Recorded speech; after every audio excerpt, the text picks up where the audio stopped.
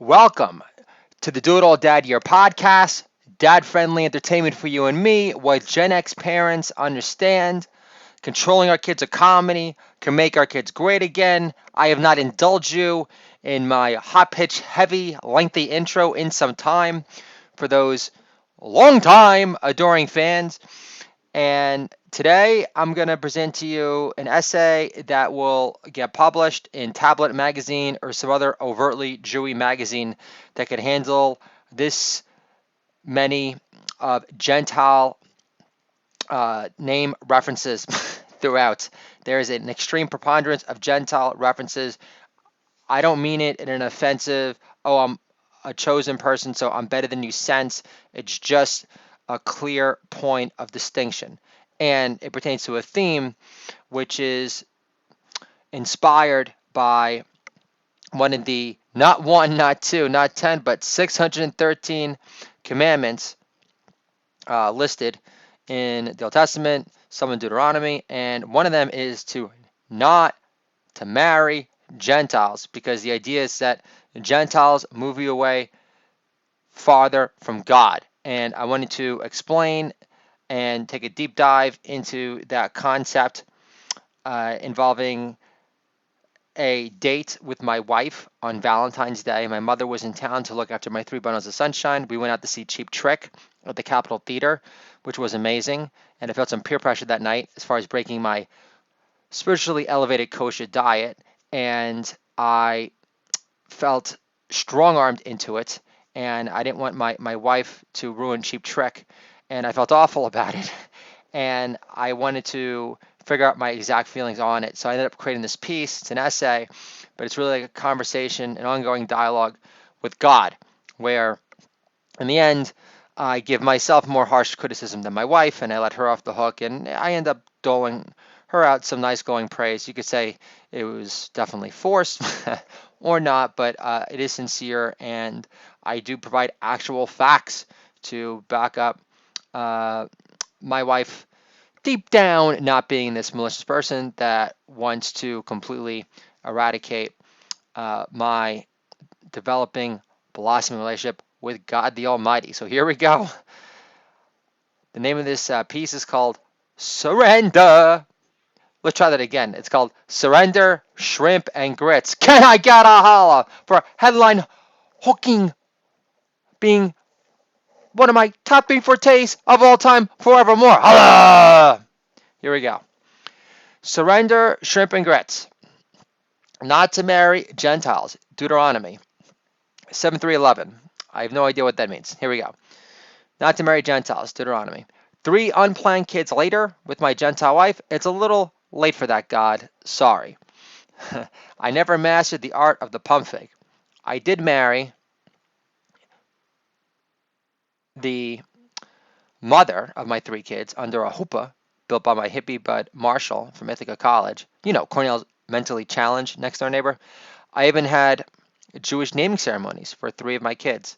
My last one being for my lucky number 3, Samuel Teddy Yitzhak Korn Bluth, because I love the story of 100-year-old Sarah getting knocked up well past her expiration date, like Sarah Silverman 10 years ago.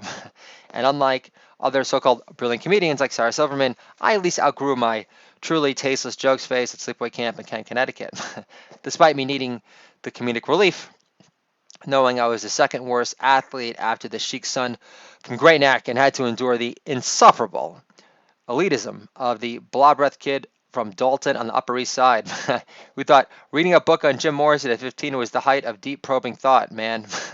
Compared to portly freckle-faced Stork, who read op-eds on the bus for her intercamp basketball tournaments by Peggy Noonan on how Reagan wouldn't be anybody without her writing his aw-shuck smile-inducing witticisms because he was just an over-the-hill pretty-faced yokel from Northern Cal who looked good on a horse.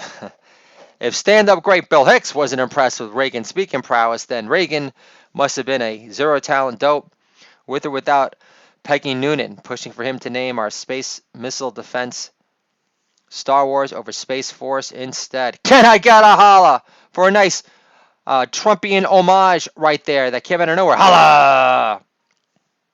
I'll get to the point now, God.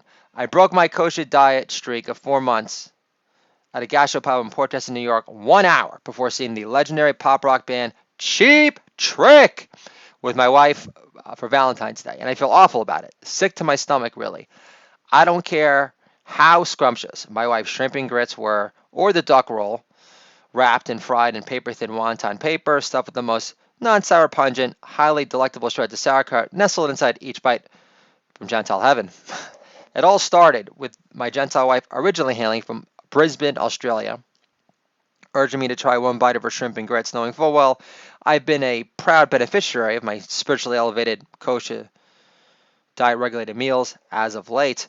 We wanted to get married in Australia, Mother's Beach, yet my mom shot down that dream with, "Son, Australia is a long flight from New York, and your dad doesn't love you that much." I know you've heard that one before, Lord. But back to my Gentile wife pushing me to take a bite out of her shrimp and grits. I wouldn't say it felt like she was trying to hard sell me until giving the passion a shot. After all these years, knowing my younger brother broke his Mel Gibson movie strike and saw Apocalypto like opening weekend. Now, I wouldn't say my wife's repeated attempts to make me try her succulent Forbidden Gulf shrimp felt like total overkill, but her big bulging eyes became more enraged the more I resisted a bite of her deveined, broth-rich, fleshy, chunky cooked morsel of southern love, accentuated shrimp perfection. Can I get a holla for sucking off this shrimp long time? Holla! I know you're the one and only true God, who I worship with all my fighting, loving, funny man heart. Still, the Capitol Theater has been a tremendous source of joy for me, starting with seeing the final Grateful Dead show via simulcast from Soldier Field, making me feel like I was there with every other over-the-hill baby boomer who loves to name-drop celebrities they bump into at Dead shows, like famed Bill Walton to feel cooler by association. Truth is, Cheap Trick rocks out way harder than the Grateful Dead. They're twice as melodic on most songs, explaining why they're called the American Beatles for a reason. Plus, being a big Deadhead setlist guy, I searched online for some recent Cheap Trick set lists, giving me the distinct impression that they were going to replicate almost the entire set of Cheap Trick at Budokan, which is a legendary live album that will transform the most hardened Gen X adult today into a true believer in the kick-ass, restorative powers of rambunctious, soul man stepping rock and roll. Can I get a holla for my TV writing background at VH1 and VH1 Classic shining through right now in this piece, despite the fact that I had no paid writing experience prior or not even a column in high school growing up? Thank you very much. You're welcome. Am I sounding too unhinged, unstable? Hardcore old school Republicans. They gave Trump no respect in the first place. But you're such enlightened supporters now. I love it how I start mentioning unhingements and Trumpian shout-outs, and I hear a shout-out from my wife downstairs.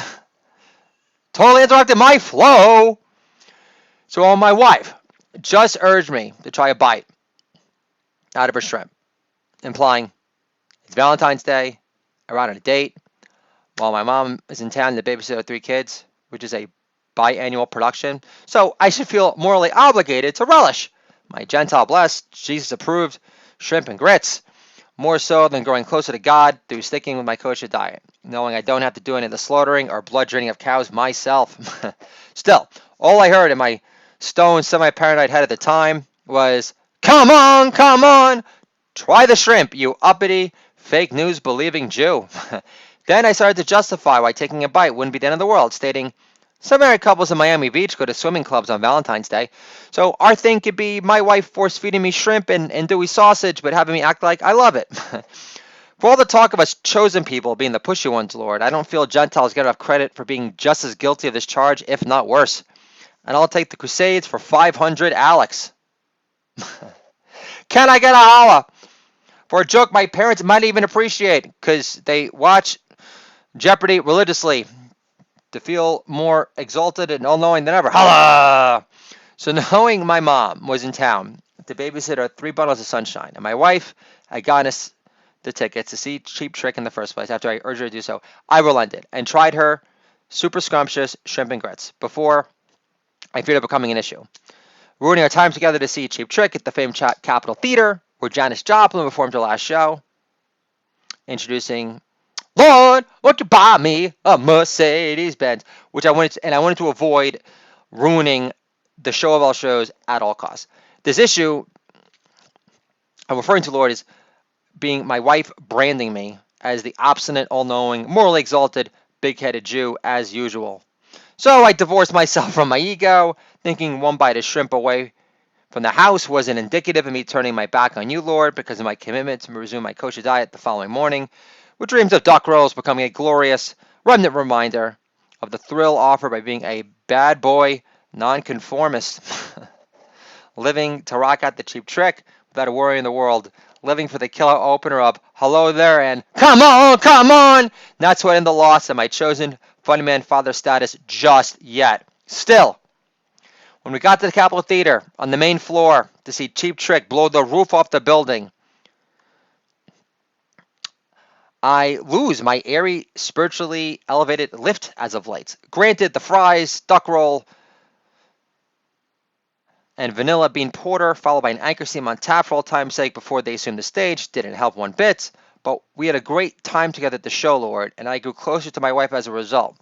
Despite her nudge playing a slight role in me veering away from your Moses transmitted commandments, and deep down, I know your main concern for us chosen people marrying Gentiles is them driving ourselves away from you, Lord, because of the odds of raising our children Jewish falls dramatically in half, especially when our wives refuse to convert to Judaism because they don't believe your Jewish putz embedded DNA is the end all to the be all either. But again, my Gentile Australian wife was cool with the Jewish naming ceremonies for all three of our kids, which not every Gentile would. So I'm not going to freak out over this Gentile terror alert moment just yet. Still, my beautiful, super funny, ultra show wife from the land down under also made me potato latkes from scratch for Hanukkah with Parmesan, which does wonders, in addition to making me a kosher matzo ball soup using a real-life kosher chicken for the stock, despite her being a veggie-loving, practicing pescatarian, thereby proving my Gentile wife is capable of seeing through loving, kosher eyes. Even Kid Rock will give my wife an amen on that one. Can I get an amen? I said amen! More importantly, the night where I said goodnight to my kosher diet and hello to intermarriage peer pressure at 43 years old was more of a direct result of me not respecting your law for the night versus fearing my wife's semi-pushy wrath, which I didn't want to ruin Cheap Trick 42 years after they caused a tsunami of teenage shrikish joy at Budokan back in the day, which I wanted to experience on my own up close and personally. Abandoning my kosher diet for a night for Cheap Trick was a shame. It still taught me how much I need your love, Lord, which requires me to make you the center of my universe instead of the reverse. I should have shown your dietary laws as much love as my love of not wanting my wife to ruin Cheap Trick for me on Valentine's Day. Surrender! Shrimp and grits. I must, because I want you to love me back twice as much for making you feel like the center of my universe, instead of Cheap Trick as much as they rocked out with such divine powered authority. This is the Do It All Dad Year podcast, dad-friendly entertainment for you and me, controlling our kids' economy, can make our kids great again, and I'll talk to you guys soon.